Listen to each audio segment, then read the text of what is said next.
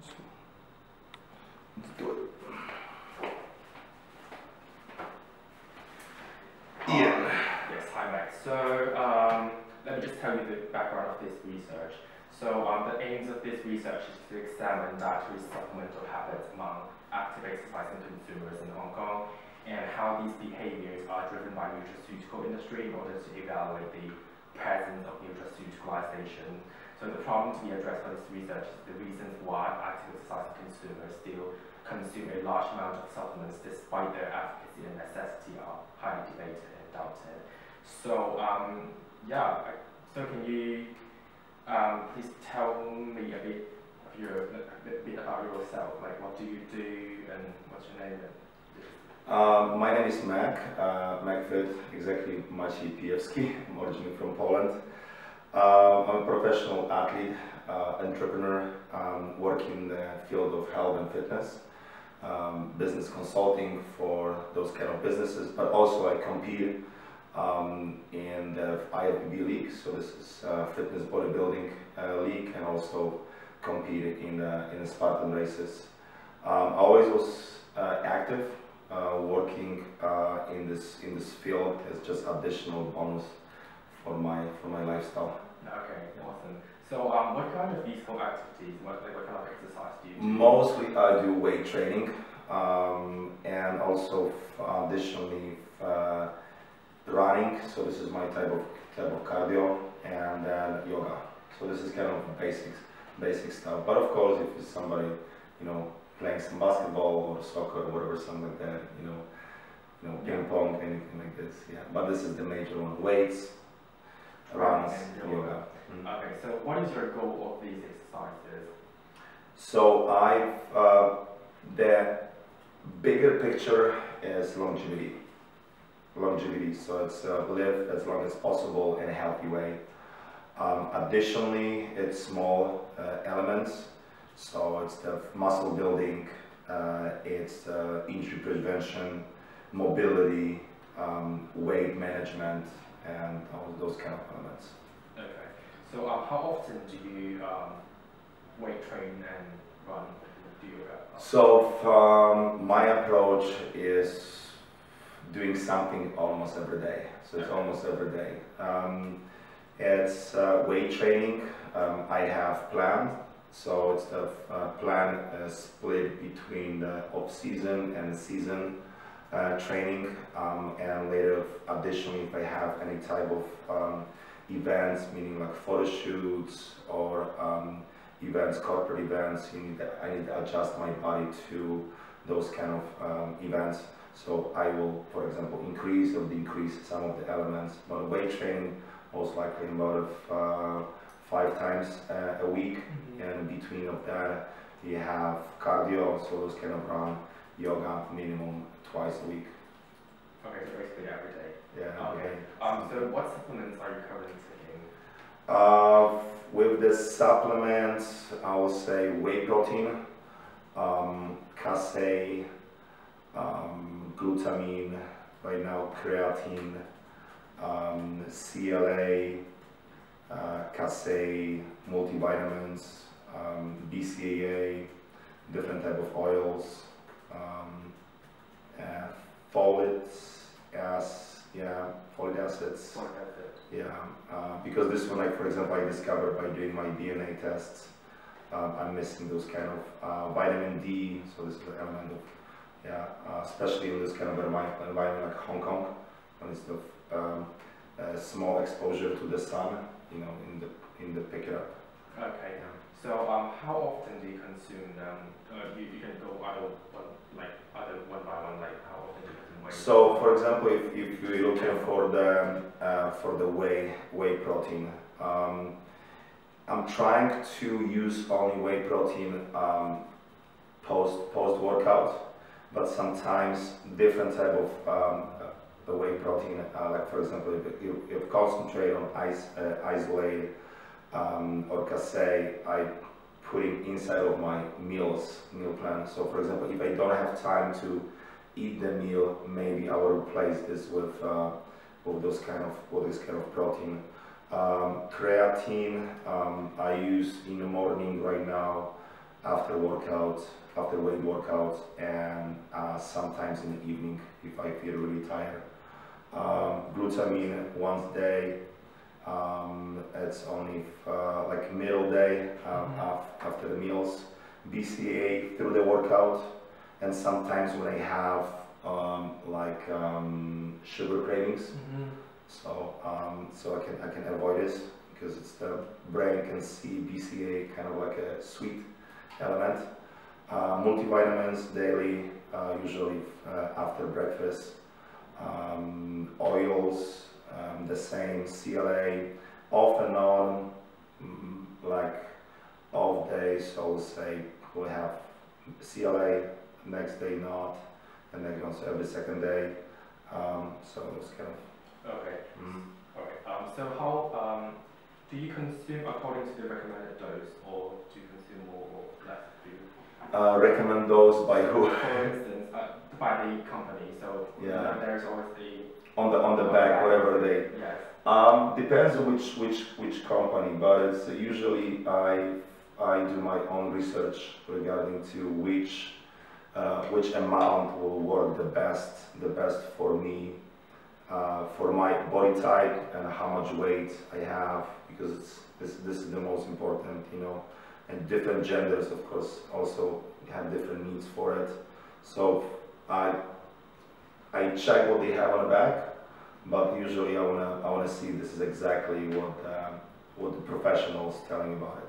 Can you just quickly go through like which one do you consume more than the recommended dose? For instance, what you consume between? I would say creatine will be more. Okay.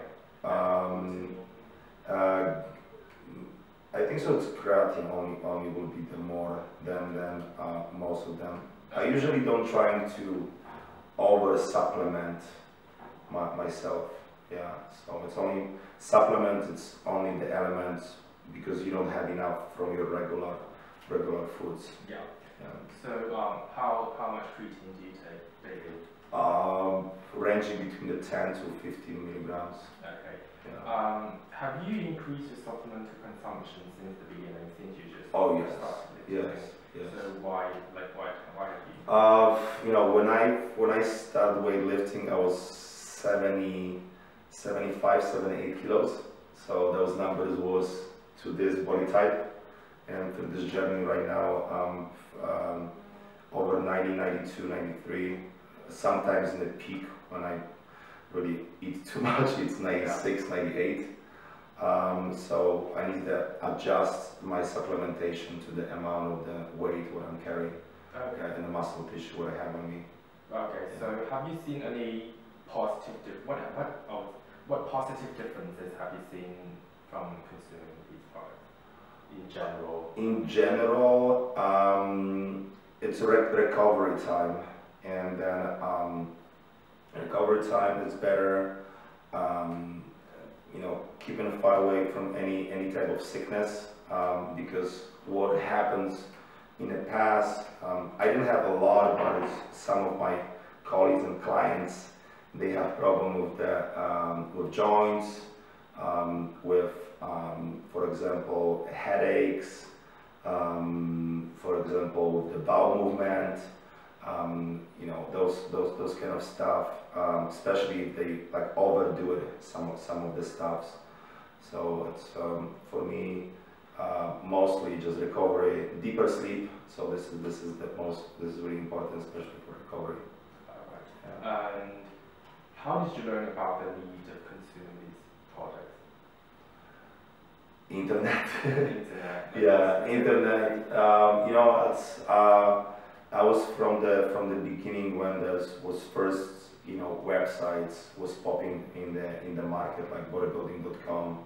I was on those websites, different trade shows. Lately, it's really nice. Some guys from the industry, they're releasing their own research and their own papers on the base of existing, you know, data. So and it's you know, the information is available. You just need to kind of see who preaching and why they're preaching. So that's the point. And did you do your own research after reading these articles and these comments? I like to double check, triple check if why exactly somebody suggests, for example, this amount of the supplements to this weight, or why it needs to be done at that time, and I'm testing those. So, like for example, with the BCAA, right now I'm doing through the workout. I never did this before, and I'm enjoying this because it's the workout. It's better. It's more carry. It's more my muscle connection. It's mind muscle connection. It's better. I don't have those crashes through the workout. The same time with the creatine, morning and after workout. Usually, people take before workout. I suggest I like taking after, because the stomach issue, because this is what I was like discovering then. It's better for me to work with the semi-empty stomach, and later I discovered once again that, for example, there's a difference between the genders. So males better perform if their stomach is empty almost, and the female, for example, they perform better if there is some food inside of the stomach. Very right. So, okay, cool. So, are you a loyal customer to any particular brands, or any brands? I'm loyal to some of them. I have some brands who are approaching me and, for example, giving me samples, and I'm testing them. And if they're good at the same time, I'm carry with them. If they're not, I don't wanna spread the message and then, for example, give the information to the market. Okay, this is great. This is amazing. You will get those kind of results if you start using those kind of supplements. When I, for example, am not using them at all, or for example, if I know their message is not that accurate to the promises what they doing, because it's like I know I have some type of responsibility to people who ask me the question, so that one I don't want to mislead them. Okay, all right. So how much are you spending on supplements each month? Oh, so that's a good question. That was one of the elements who kind of pushed me to go deeper to this industry. I was reading the book of Tim Ferriss, and if you know, it's called 4 Hours Work Week. And so he's let's say it's about was it 5-8 years ago. So he was introducing the idea of you're supposed to do stuff what you're really enjoying, and it's mostly they're part of your life already. And you're doing one of those tests, you're kind of taking your bills and just checking for what I'm spending my money. And that's what I did. I started checking. Like, I'm checking most money for the gym membership, for the supplements, for the food, for the supplements, for the food, for the supplements. I think I'm supposed to go in this industry. Yeah. So not that much lately, because I got lucky. I've started getting some free stuff or semi-free stuff from some of the brands. So I will say on average, I would say about 1,000 to 2,000 Hong Kong dollars per month. I would say, if it's like including some bars, some. But usually I buy stuff if they are good and kind of on sale, or in some kind of a bulk, because I know I can stay longer in the shelf. Yeah, and sometimes I know I'll be not using this right now, but I'll be using this in like a month or 2 months later. Yeah. All right. And how did you learn about the brands that you are using? How did you? Some of them, they're approaching me. I'm scanning the internet all the time for the news. So if there's something that's available, new stuff, I'm always trying to reach to those companies and tell me a little bit more why they're so specific, why they're so amazing, what they have on the market, why they're different. I just love this industry, and then if I can learn more about them and spread the message, if they're really good, why not? All right. So have you ever experienced any adverse reactions or any like stomach up? Yes, yes. So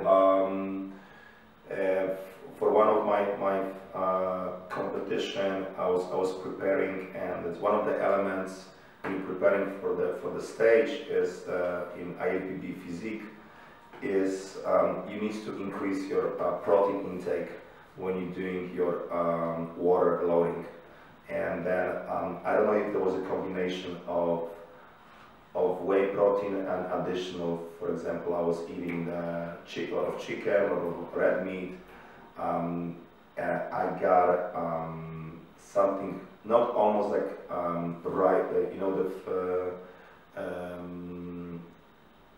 it's called poison rabbit. It's called what is the animal? Rabbit poison. Yeah, I got kind of like a semi-rabbit poison. Yeah, I got a really big acne on my skin and everything like that. I take about this, you know, and then later I check my liver, check my heart, you know, all of this kind of stuff. My fat got a little bit too low, especially on my heart area. My liver was still good, but it's you know, need to pick it up more on the you know, supplements for the liver. Especially if you're in this peak moment when you start getting really high amount of the protein, you know, it's kind of like a not really healthy zone. And sometimes I did once with one of the brands for the creatine. I just got really bad diarrhea. Oh, right. Yeah, that's what happens sometimes. Was it because of the brand or? I think it was a brand. Yeah, it was a brand, and later I did a little bit more research about it, and it happens with those. Sometimes maybe a shelf storaging is not proper for some of these brands, because they travel between different countries and they go overheated in the plastic containers, and we know the plastic containers are not the best.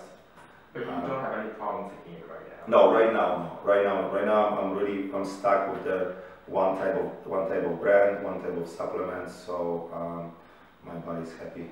Okay, so the following questions are more based on your knowledge. Just tell me what you think or what you know. So how would you define supplementation? So what do you think the role of supplements is?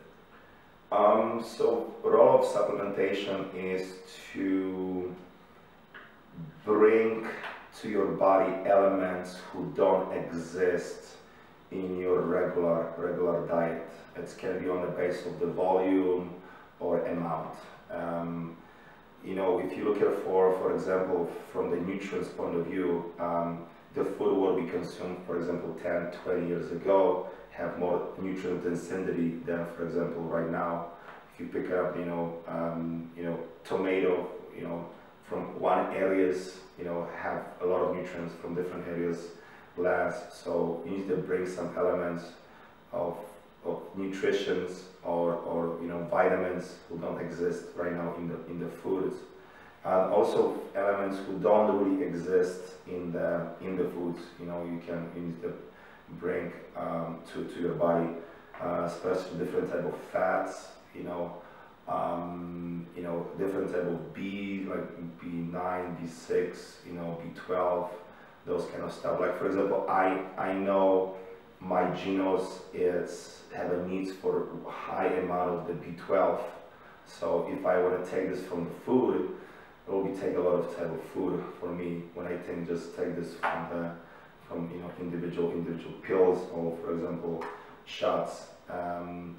If with, for example, in the element of fluctuation of your immune system, so you know, vitamin C's, magnesium, those kind of stuff. With those like bodybuilding supplements, you know, type of protein for recovery. So there's a type of protein who you take like straight after the weightlifting. Like isolated or hydrolyzed protein, they're going, you know, straight to your system, you know, breaking faster through the muscle tissue, from the blood, you know the stuff. So its recovery is faster. For the nighttime, you know, casein protein, it's, you know, slow release, You know, you can really supplement those kind of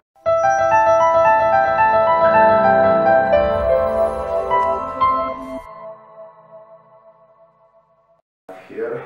One more time. Yeah, so there is controversy over the efficacy and potency of fat burners. Oh. Let me get started. Yeah, so there is considerable controversy over the efficacy and potency of fat burners, so whether fat burners are effective or not. And do you think in general, do you think fat burners are effective to deliver any noticeable fat loss results alone? Alone, Yeah, not a lot. You know, green tea, yes. If you're showing this study of people who, for example, didn't really exercise, but for example drink the green tea, yes, they lost the weight. But if they lost the weight on a fat or muscle, I don't know, because this is what's happened. Some people have the weight, and then weight inside of your body, this is your muscles, this is your fat, and this is your water. So this is the three elements. And if you're losing the weight, usually you're losing because you're losing fat, you're losing muscles, or you're losing the water. So green tea, yeah, can help because it's because increase your metabolism. You know, you break down whatever you're eating better, and it's a little bit increasing the heart rate. Raspberry ketones lately, you know, there's more and more papers coming about that, and then they can help. It's especially you know, there's new studies regarding you know, high fat diets. So, but it needs to be done with the proper diet. So diet is the first key. If you don't have the good diet, doesn't matter how much of those stuff you will take, you know, will not change anything. If you want to lose fat, you need to eat properly, be in the caloric deficiency, drink enough amount of the water. You know, if you introduce additional movement, so for example weightlifting and muscle building, you know, if you start building more muscle, your you know, metabolic rate will spike up, so you burn more calories for the day. So that's the issue. And it's, if you tell me like, okay, the person eat properly and took those and got effects, yes, compared to the person who didn't took those, yeah. But if you tell me somebody eat bad and somebody eat bad and took those, I don't think so anybody will win. Okay. And what do you think about this person? So is that person a fat person? This is the famous photo. Yeah. Yeah, because this is before and this is after. Really? Yeah, there's a video of it. Yeah, so okay, you know, so on a scale of 1 to 10, how legitimate do you think it's this is? 0. Okay, It's 0. and on a scale of 1 to 10, how much of this transformation do you think can be attributed to the supplement? So 0. okay, cool. So what are the these are some just some general questions about supplements. What are the differences between getting the nutrients from supplements and from diet? So, Oh, a big one. So diet is the key. The point is that individual nutrients, you know, they go inside our body, but the point is like how our body breaks down those nutrients. Because if we're talking about, for example, about a protein, and if those proteins are bringing to you, you know, in the form of the chicken, red meat, turkey, you know, eggs, you know, or for example, shake. It's, you can say this is protein, and I ate, for example, you know, 24 grams of protein. But the key is how your body breaks down this, and it's breaking down this protein. This is the key of a success. So Yeah, so yeah. what are the differences between getting them from food and that, do you think? The food is the food needs to be looked at as a first picture, and later if your food is fixed, everything's okay. This is when you start putting additional supplements, and you start tweaking your diet. So for example, you're introducing element like creatine. You can storage your water inside your muscle tissues better. It's give you recovery much better. So this is, for example, creatine. You're introducing something like BCA, brain chain amino acids, who help your body to take those all different amino acids and just push through your body, through your veins, your muscle tissue. You start introducing something like glutamine, who release better breakdown and everything that's going on in your stomach. You're introducing like CLA, who is type of fat who help you to burn the fat. So base, proper diet, proper eating, right hydration. People don't drink enough water. They don't understand that the water is the key. If you don't have the water, you cannot flush down for example, your toxins, your bad stuff. You cannot push anything through your body if you don't have enough water. Okay. And do you think it is possible to take enough nutrients from food? So without taking something, do you think that's possible? Yeah. Yeah, it's possible. Yeah, if you just live regular life, you exercise just a little bit, you're doing just basic movement, going for the hikes, doing some stretches, yes, of course, you can live really long, really healthy, if you just keep the proper diet, and really important is to find what works for you the best. When I talk with some people and they tell me, I'm like, oh my God, I don't like breakfast. So don't eat breakfast. It's fine. The point is like, why you want to eat this breakfast, because something later, maybe you don't have the time. You need to look at the bigger picture, how your day looks like, what are your plans for this day. If you're going for the hike, take some snacks with you, what kind of snacks you choose. Avoid the sugar as much as you can. Because this is the biggest problem, sugar. What about, do you think it is feasible to take enough nutrients from food? So is it practical? Is it feasible? Is it like? Yes. Yeah. Yes. If you, you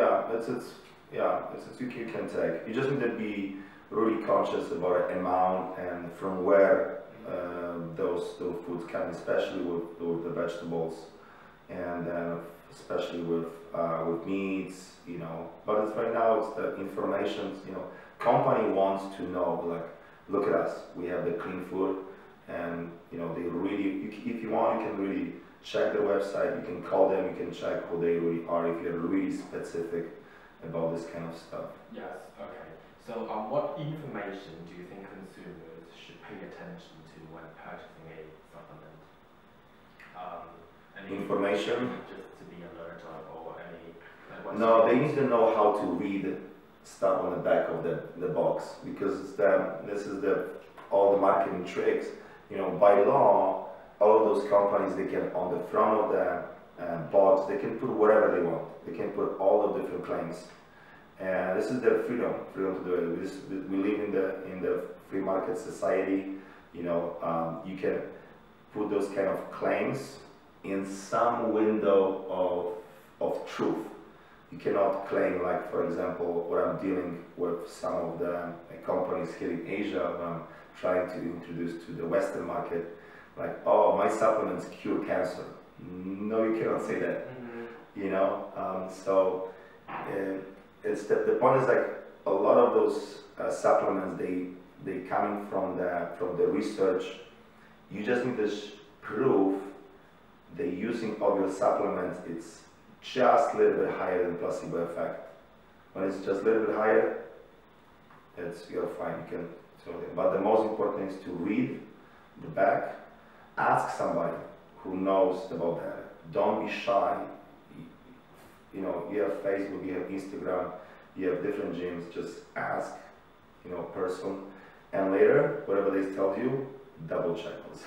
Okay. Do you know what proprietary blends are? Proprietary blends. Proprietary blends? Yeah. Do you know what that is? Yes or no? Just like because they, yeah, just say yes or no because that's the question. But proprietary blends of what? Oh, like just what proprietary blends this term means. No. Okay, yeah, that's okay. That's completely fine. Because that's a word introduced by some companies, and apparently not many people know what this word means. So yeah, it's the point is like it's word tricks. Yeah, it's kind of like a so, yeah. deep chopper of yeah. So yeah. That was the question. And from your experience with customers, do you think the role of supplementation has been overestimated by the public? Overestimate. Overstated. Yeah, I think it's like, for example, yes, they think they will get some additional edge if they start taking supplements in the place where they are not yet with the regular food. For example, like even yesterday I was talking with one of the clients who she's vegan, so she's looking for the vegan options, and then you know it's good. She's asking about it, but it's the point is like she needs to check if this is really what she needs to go for it. So like for example, vegan bars. You know, why you want to eat the bars? You know, you eating bars, you drinking those extra stuff as a meal replacement because you don't have the time for regular food. So in those situations, yes, but it's the problem comes when the supplements becoming regular foods. This is when the problem comes. Okay. And this is the last question. Do you think if the role of supplementation has been overstated by supplements company? You know, it's a business, and in their power, it's if you can market yourself and you winning, it's why not? That just please don't make the false claims and everything is fine. The point is like, okay, if you are jumping to this industry, if you, for example, somebody who never exercise, and you know, I see this a lot, you know, somebody's walking first time to some store with the supplements and they start asking the questions. Most of the staff who works in the supplement stores, they don't have no clue. They are great kids usually, but their knowledge about what will be good for this person doesn't come from the knowledge base. It comes from the just selling more products. You know, like with anything, you know, if somebody does computer science and they go to some store and asking for what is the laptop the best for me, you know, somebody will just give them the most expensive one. Yeah, so just do your research, ask as many questions as possible. Don't set up the basics. Don't overwhelm with yourself, because a lot of people, they just, for example, oh my god, I have this 12 boxes, I need to mix this one with this one with this one with this one, and they just lose interest in it. Make as simple as possible. Make something which works for you the best, and you'll be fine. Okay, yeah, lovely. Thank you for your time, and this is the end of the interview. Good. Thank you. Thanks, buddy. Awesome. Yes.